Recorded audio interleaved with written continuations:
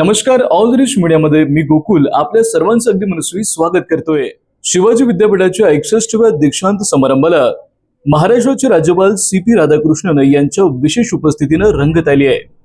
कार्यक्रमात त्यांनी विधान करत छत्रपती शिवाजी महाराज नसते तर माझे नाव दुसरेच काहीतरी असते असं म्हटलंय.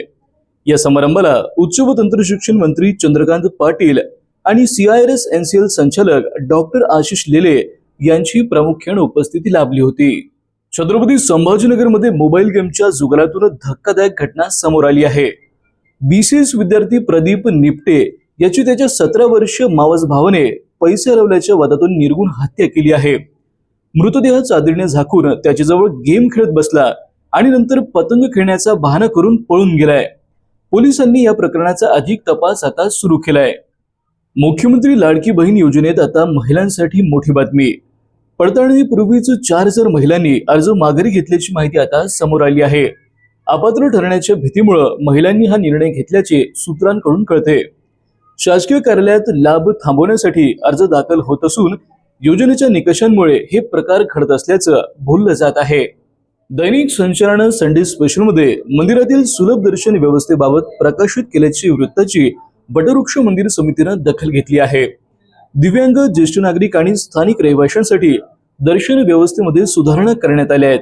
या निर्णयाचे भाविक आणि स्थानिकांकडून सहर्ष स्वागत होत आहे.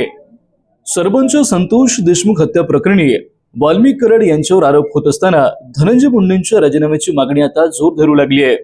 अशातच मुंडेंच्या मामी सारंगी महाजन यांनी मसाजोग येथे संतोष देशमुख यांच्या कुटुंबांची भेट घेतली.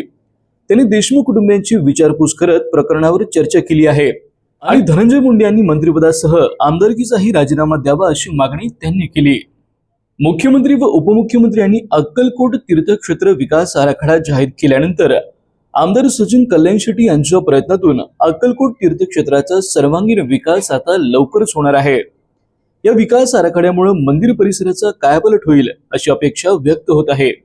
श्री वटवृक्ष स्वामी महाराज देवस्थान समिती भाविकांच्या सेवेसाठी सदैव कार्यरत आहे असे देवस्थानचे अध्यक्ष महेश शिंगळे यांनी स्पष्ट केले आहे.